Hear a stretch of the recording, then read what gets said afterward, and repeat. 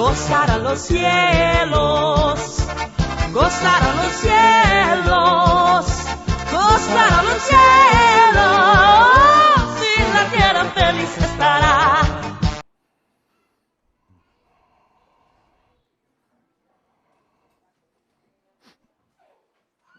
Entramos en la parashá Terumá, que quiere decir ofrenda alzada o porción separada. Esto lo tenemos en el libro de Shemot, Éxodo, del 25:1 al 27:19.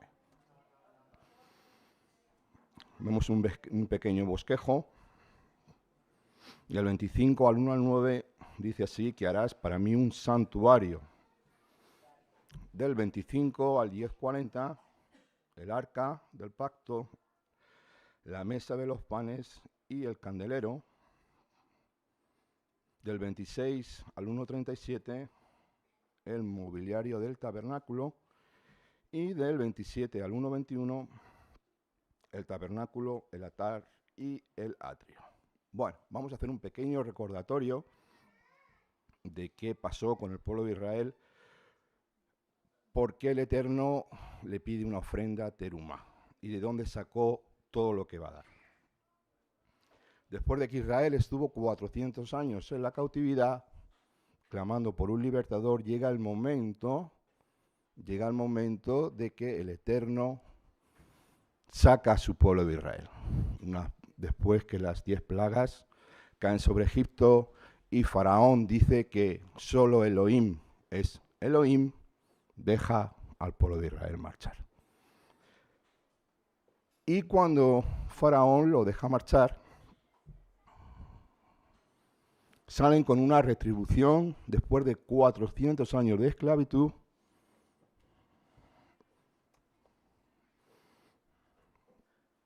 Según Éxodo 12, 31 al 36.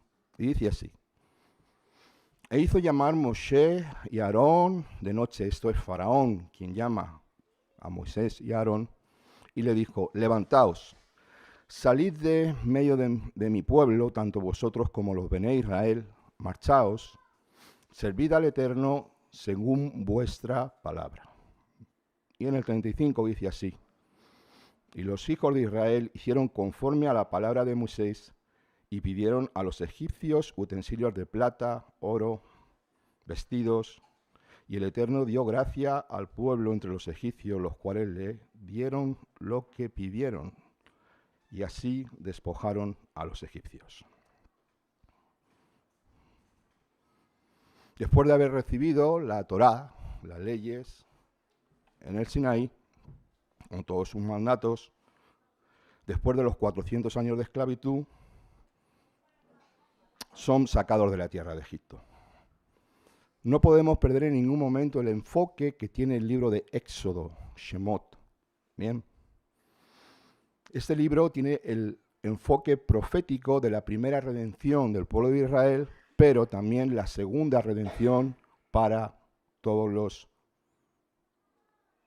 Goim Kadosh, los conversos, los que vienen por el sacrificio de Mashiach a la luz. Bien, entonces, tanto como Israel tuvo una cautividad en Egipto y fue libertada por Moshe, Moshe es la imagen profética de Yeshua en estos tiempos, que por el sacrificio en el madero, Yeshua redime a toda la humanidad y nos da acceso a un mejor y renovado pacto.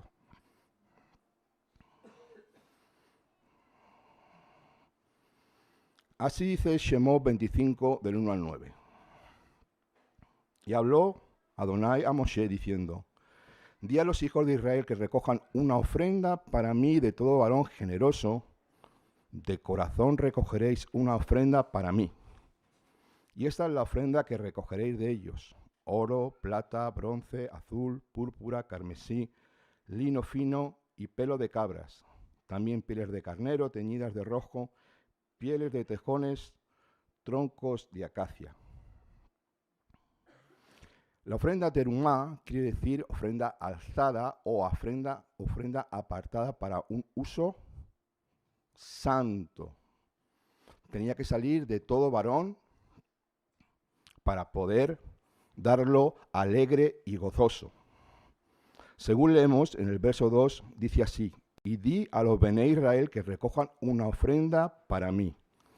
De todo varón generoso, de corazón recogeréis una ofrenda. Esto dice la textual. Pero la Biblia de las Américas dice así: di a los Bené Israel que tomen una ofrenda para mí.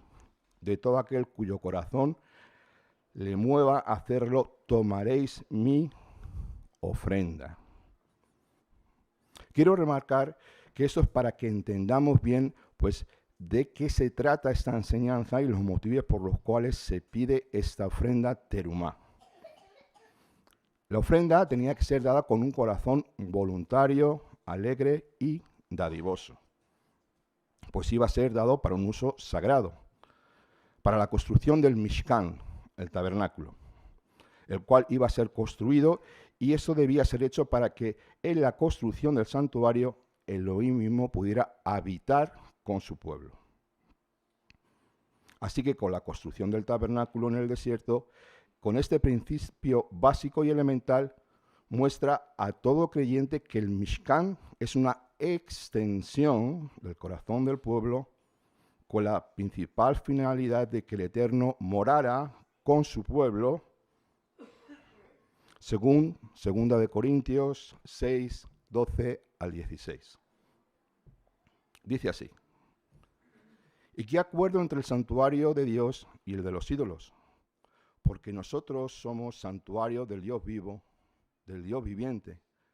Como dijo Dios, habitaré entre ellos y entre ellos andaré, y seré su Dios, y ellos serán mi pueblo. Y también 2 Corintios 9, 7 dice así: cada uno dé como propuso en su corazón, no con tristeza o por obligación, porque Dios ama al dador alegre. Aquí tenemos la confirmación de que nosotros somos una extensión del tabernáculo de Dios en la tierra. Para todos aquellos que han recibido el Espíritu del Santo, el Ruach HaKodesh, el Espíritu de Santidad, siendo hechos hijos por el sacrificio del Mashiach e injertados en el buen olivo, el cual es el pueblo de Israel.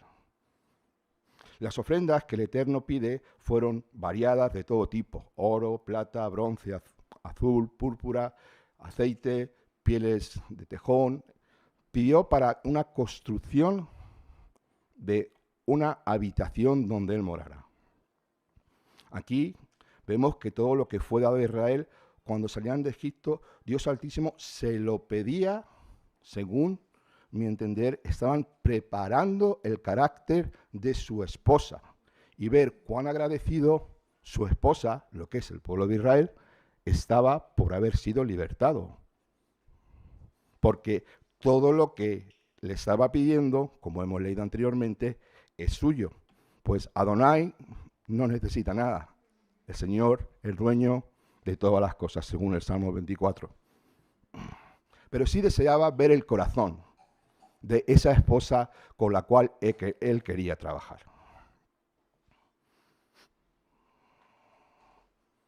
En el verso 8, 25, dice así: y harán un santuario para mí, y habitaré en medio de ellos, conforme a todo lo que yo te muestro. Le está hablando a Moisés, al modelo del tabernáculo y al modelo de todos sus utensilios, así lo haréis.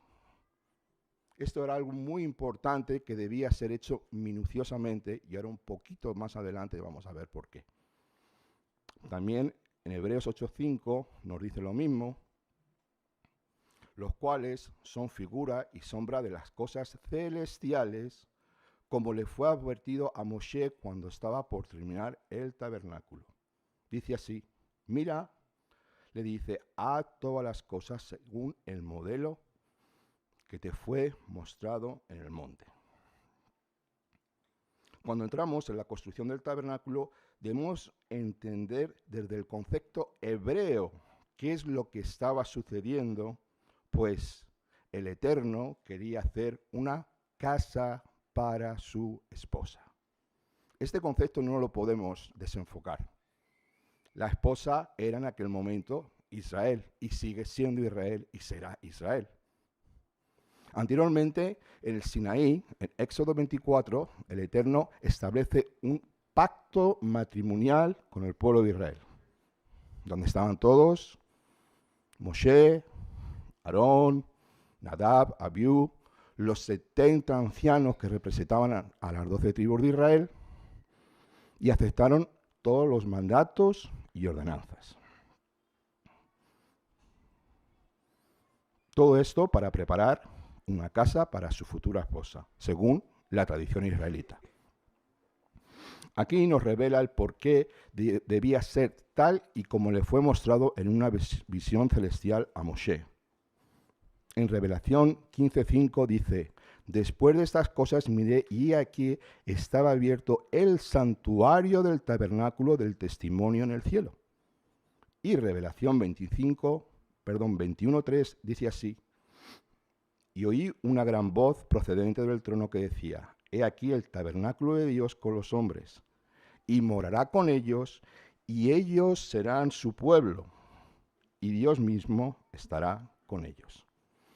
La construcción del tabernáculo sí era importante y debía ser llevado muy minuciosamente, pero hay algo también importante en el verso 8 que dice así: y habitaré en medio de ellos. Esto es una traducción incorrecta a las lenguas vernáculas. En la Torá hebrea dice así: Betoham, moraré dentro de ellos. Una vez que nos quitamos las gafas griegas y nos ponemos las gafas hebreas, sale un colorido y una revelación totalmente diferente de lo que es la Escritura. No podemos quedarnos en las gafas griegas porque con ese tipo de gafas estamos limitados. Pues muchos teólogos creen que el santuario, el Mishkan, el tabernáculo, en el desierto, era una simple tienda donde se ofrecían sacrificios que cubrían el pecado hasta el año siguiente y era para satisfacer la ira o el enfado del Eterno.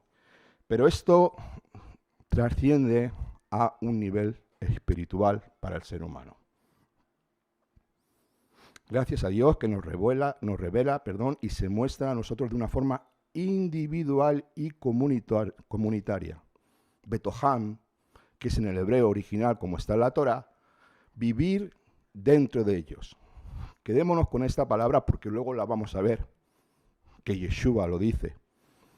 Se cumple y que verdaderamente el lugar de la morada donde el Eterno quiere residir, habitar, estar y permanecer es en el corazón del ser humano. Ellos serían verdaderamente la morada donde Dios debía residir. La importancia de la construcción del tabernáculo es una figura de varias cosas. Se puede entender como un reflejo del universo. Muchos de los símbolos que encontramos en el tabernáculo hablan de nuestro Mesías, Yeshua, nuestro Redentor. Y también apuntan al Gan Eden, al jardín del Edén, al principio de la creación. Ahora vamos a comparar el Mishkan con 4 figuras para tomarlas como referencia desde un punto terrenal y también espiritual.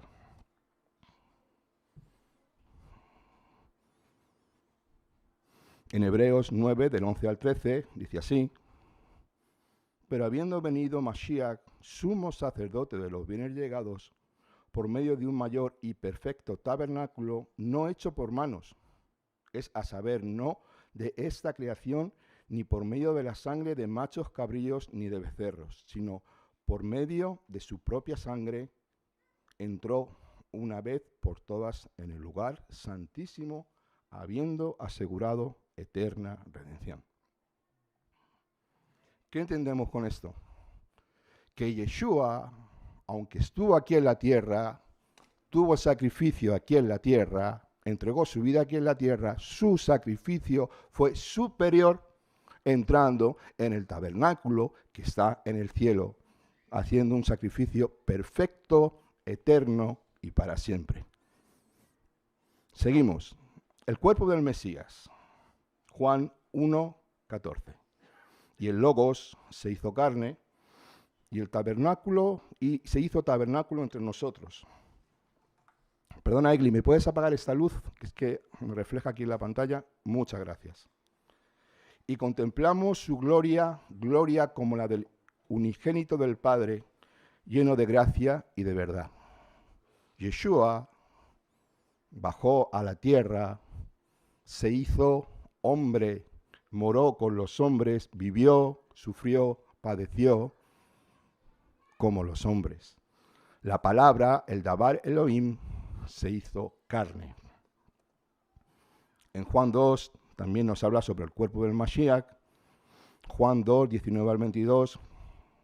Y respondiendo Yeshua le dijo: destruid este templo y en 3 días lo levantaré. Dijeron entonces los judíos: durante 46 años fue edificado este templo y tú lo levantarás en 3 días. Pero obviamente él se refería a su cuerpo, el cual iba a ser resucitado. El cuerpo del creyente, 1 Corintios 6, 19. ¿O no sabéis que vuestro cuerpo es templo del Espíritu Santo y que está en vosotros, el que tenéis de Dios y que no sois vuestros? Y la congregación del Mashiach, 1 de Pedro 2, 5. Vosotros también, como piedras vivas, estáis siendo edificados como casa espiritual para un sacerdocio santo, a fin de ofrecer sacrificios espirituales aceptables a Dios por medio de Yeshua, el Mesías. Estas son las 4 escrituras, que se confirma anteriormente lo que hemos hablado. La comparación del santuario celestial, el cuerpo del Mesías, el cuerpo del creyente y la congregación del Mesías, donde este tabernáculo en el desierto refleja todo. Esto es un plan profético de Dios para los tiempos finales, creando un sacerdocio espiritual para todos los creyentes. También Pedro nos sigue hablando: pero vosotros sois linaje escogido, sacerdocio real, nación santa,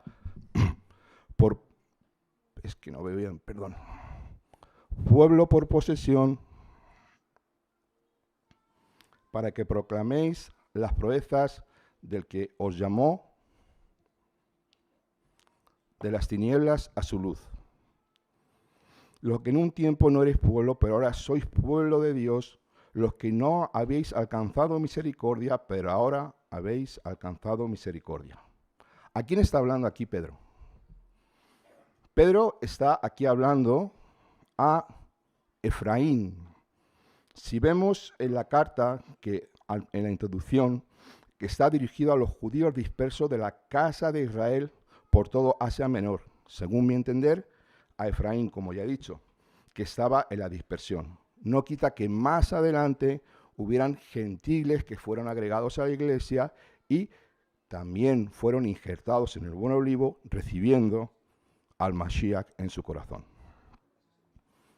Una de las razones por las cuales se construyó el Mishkan, el tabernáculo de Dios, era para apartar al pueblo de Israel de la idolatría que cometió en el monte Sinai. ¿Todos recordamos eso? Bien. El becerro de oro causó un gran problema que Israel sigue pagando hasta el pueblo de hoy. El pecado de idolatría es uno de los pecados donde Dios te pasa factura con mayor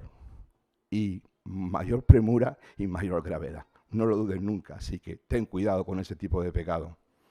La gloria, la Shejinah de Elohim, se retiró de su pueblo, por lo que necesitaron un santuario para que la presencia divina reposara, haciendo una morada terrenal y así neutralizar la idolatría futura en su pueblo Israel. Es importante manifestar que la construcción del tabernáculo está relacionada con la creación del mundo, como ya he dicho antes. Ahora vamos a ver unas diapositivas del santuario desde su estado más básico, con una orientación terrenal y espiritual aplicable al ser humano, como espíritu, alma y cuerpo, tal y como el Eterno nos creó en el huerto del Edén. La diapositiva 18b, vemos en el lado izquierdo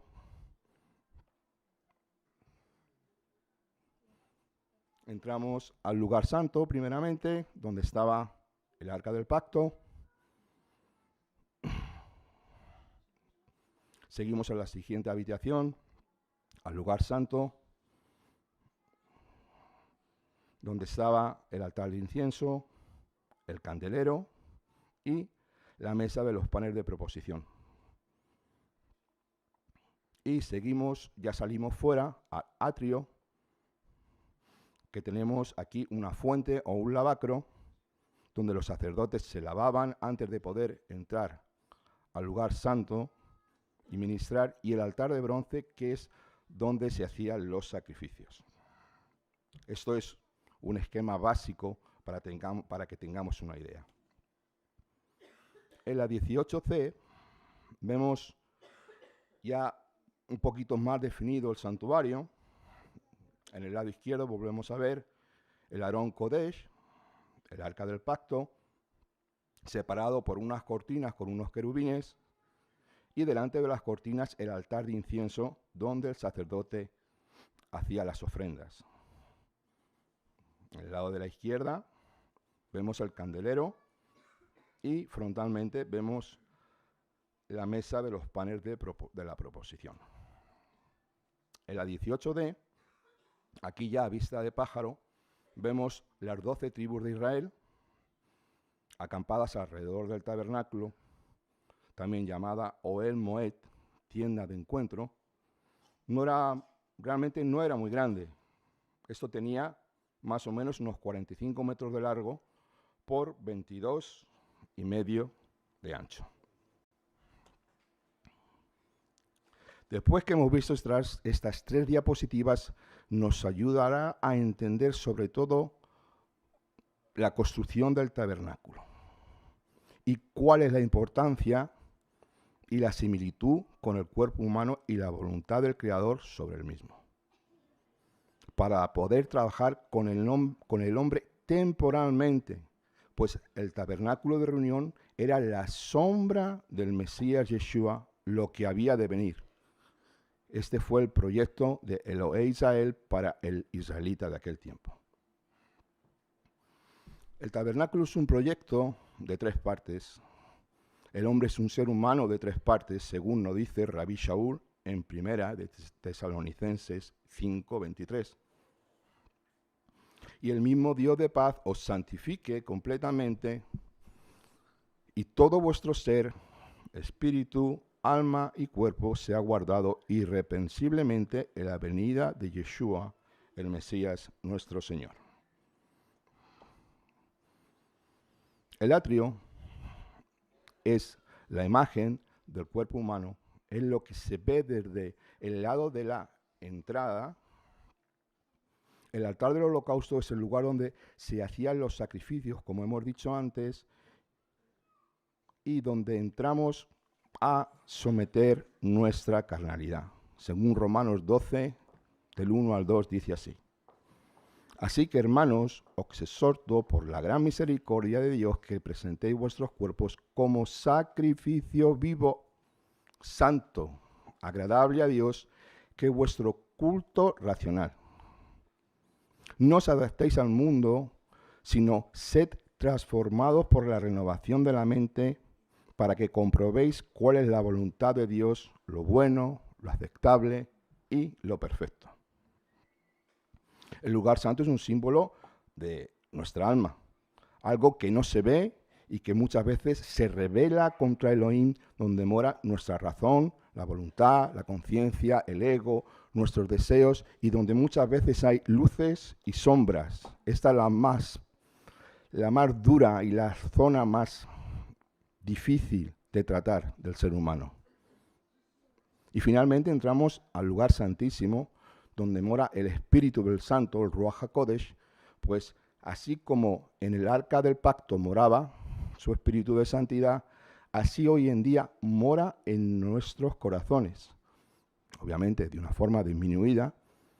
Recordemos la palabra Betoham. ¿Nos acordamos?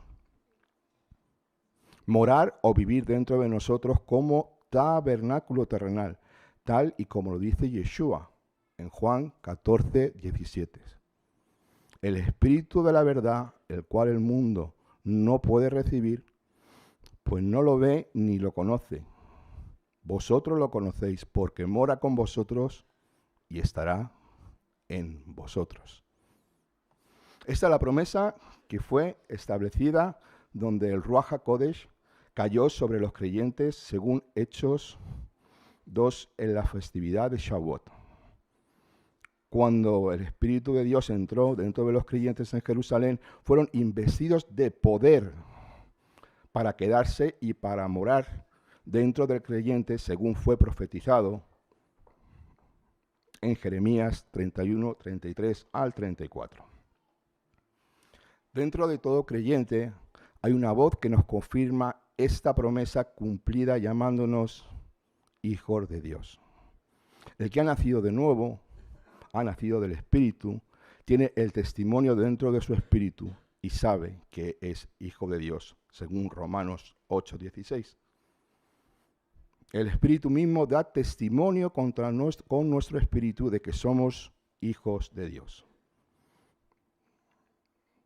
Estas tres partes del tabernáculo que representan al ser humano como una extensión de Dios en la tierra, no podemos olvidar que todo lo creado fue puesto bajo la mano del primer Adán como corona de la creación, creándonos a su imagen y semejanza para subyugar el planeta Tierra, otorgándonos sus atributos divinos de una forma disminuida, está claro.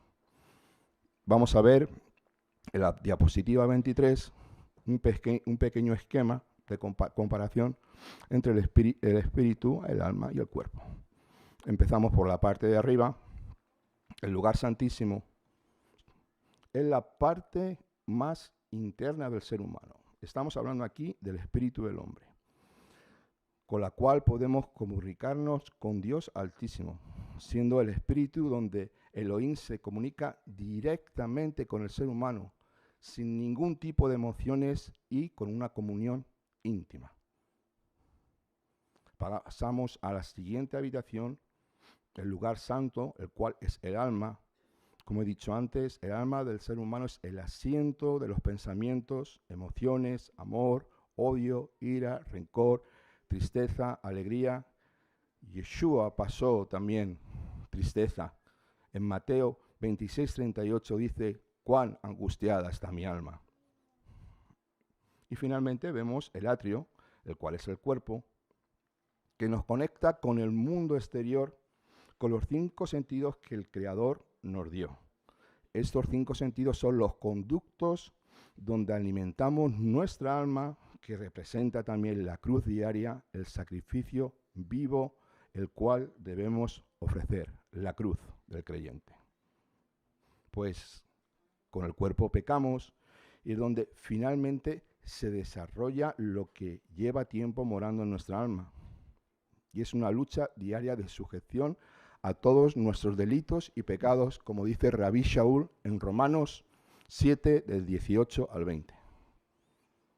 Porque yo sé que en mí, esto es mi carne, dice Pablo, no mora el bien, porque el querer está en mí, pero no el hacer lo bueno, pues no hago el bien que quiero, sino el mal que no quiero, este hago. Y si lo que no quiero, eso hago, ya no obro yo, sino el pecado que mora en mí. Interesante. Muchas veces estamos subyugados a los pecados, los cuales nos dominan. Esta reflexión de Pablo marca y delimita los limitados que somos como seres finitos, seres humanos. Y según nuestro acercamiento a Dios, así tenemos la proyección y la libertad. Muchos dicen que la Torá te restringe, que no es buena, que el Evangelio es una cosa de locos. Pero yo digo,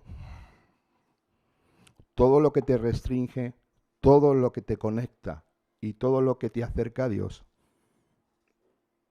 es bueno, porque tú ya sabes la delimitación de lo bueno y lo malo. Pero siempre el pecado va a estar ahí para apuntarte. Así que cuando el Altísimo trata con el hombre, lo hace de dentro afuera. Desde lo más interno del ser humano, aquí es donde nos encontramos con el Eterno.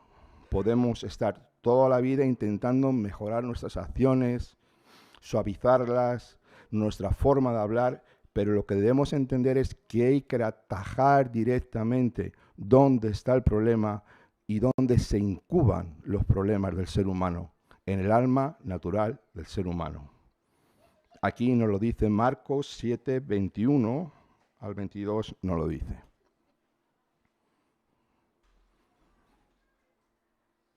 Porque de dentro del corazón de los hombres salen los malos pensamientos, fornicaciones, hurtos, homicidios, adulterios, avaricias, maldades, engaños, sensualidad, envidia, maledicencia, soberbia, insensatez.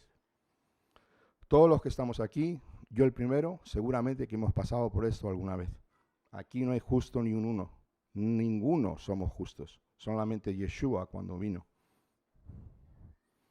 Muchas veces pensamos que Satanás es nuestro mayor enemigo, pero tú eres tu mayor enemigo.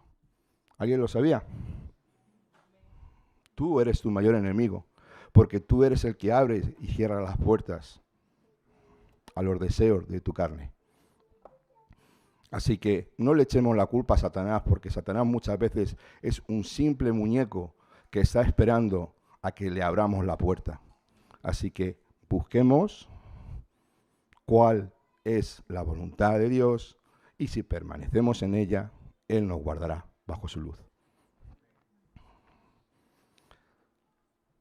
Vamos a entrar con la construcción del Arón Kodesh, el arca del pacto. Y dice así en el verso 10, 25, 10. Harán pues un arca de madera de acacia, su longitud será de 2 codos y medio, su anchura de codo y medio y su altura de codo y medio.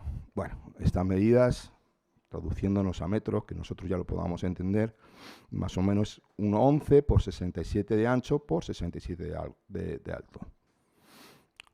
Si nosotros pudiéramos ver el arca sin estar bañada de oro y sin ningún tipo de filigrana, sería como un cajón más, un baúl más, ¿no? Pues así es Elohim.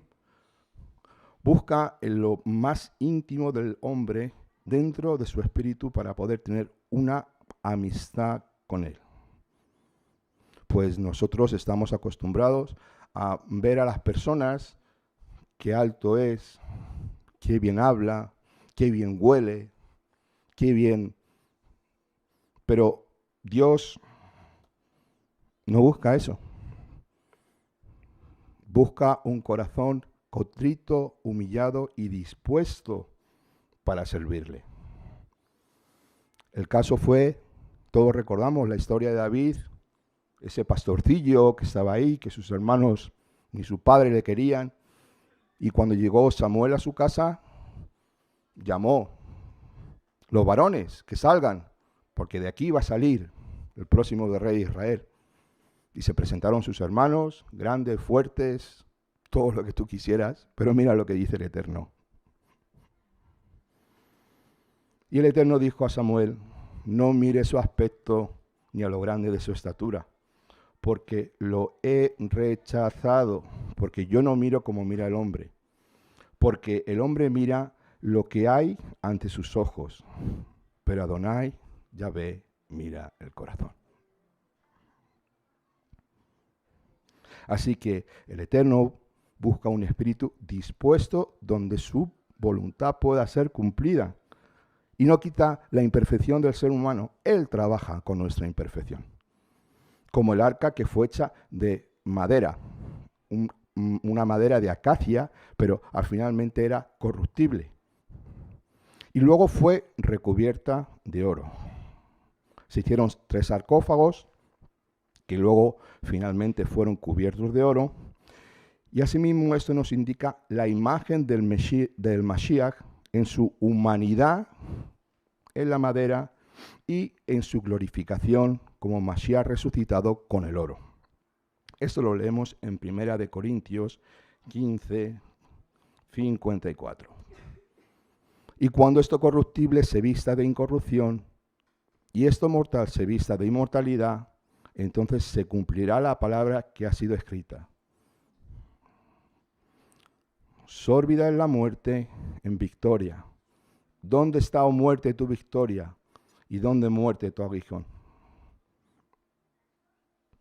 Yeshua, cuando estuvo aquí en la tierra, no es el mismo Yeshua que fue glorificado, porque él tuvo cuerpo de hombre, claro, se hizo tabernáculo entre su pueblo, para poder, no va a venir aquí como un extraterrestre con antenas, obviamente. Habitó entre nosotros, moró y vivió y compartió, murió como un hombre, pero en su glorificación, dice, toda autoridad y todo poder me ha sido dado. No es el mismo Yeshua, aunque hizo milagros y el espíritu de Adonai reposaba en él, como luego vamos a leer, no es lo mismo Mashiach glorificado que el Mashiach cuando nació de su madre Miriam.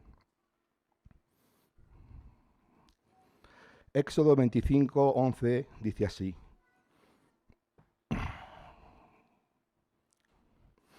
Y la recubrirás de oro puro, la recubrirás por dentro y por fuera, y harás una moldura de oro alrededor de ella. En el verso 11 dice que harás una moldura, pero la Biblia de las Américas dice así, harás una diadema alrededor de ella, del Aarón Kodesh, del arca. Dentro del tabernáculo, el Mishkan, había 3 objetos que tenían esta corona.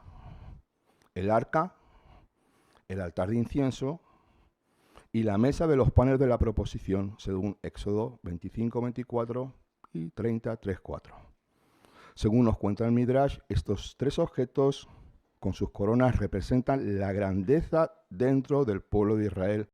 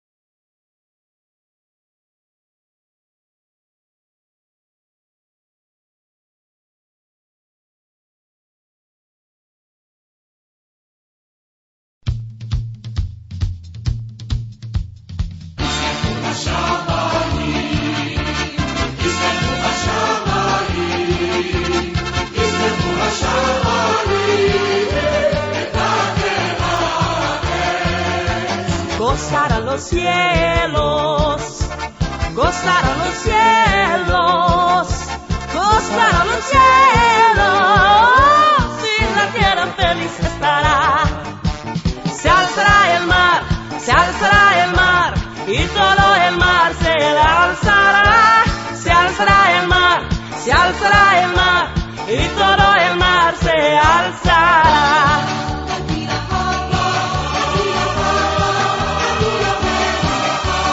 Vengan, cantemos todos, cantemos, vengan, felices vamos a festejar. Bailen sin descansar, el nuevo día va a llegar. Bailen sin descansar, el nuevo día va a llegar.